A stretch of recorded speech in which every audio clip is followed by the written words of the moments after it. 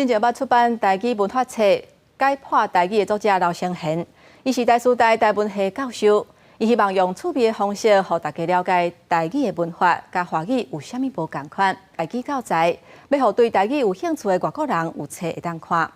那今年伊摕到教育部本土语言杰出的贡献奖，伊讲伊上大愿望就是让台语恢复自然共同语的地位。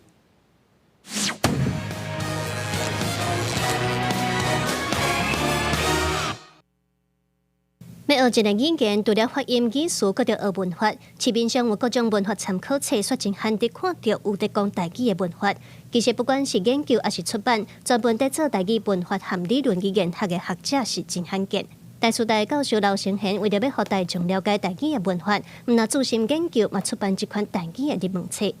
我想要甲一般人对台语的印象破破，因为一般人感觉讲台语也无啥，啊，都是甲华语差不多，啊，都是发音无共尔。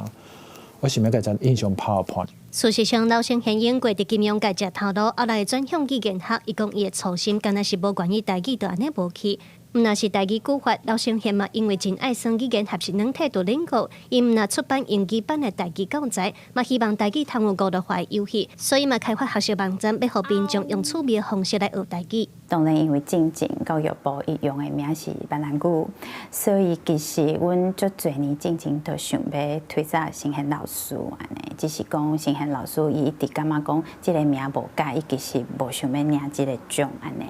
啊，足欢喜的。今年咱总算是会当用台语的即个名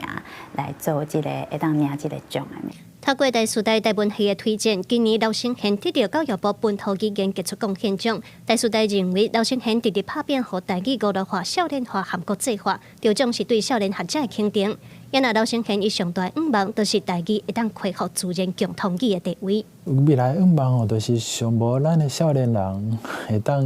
当莫干那会晓讲华语啊。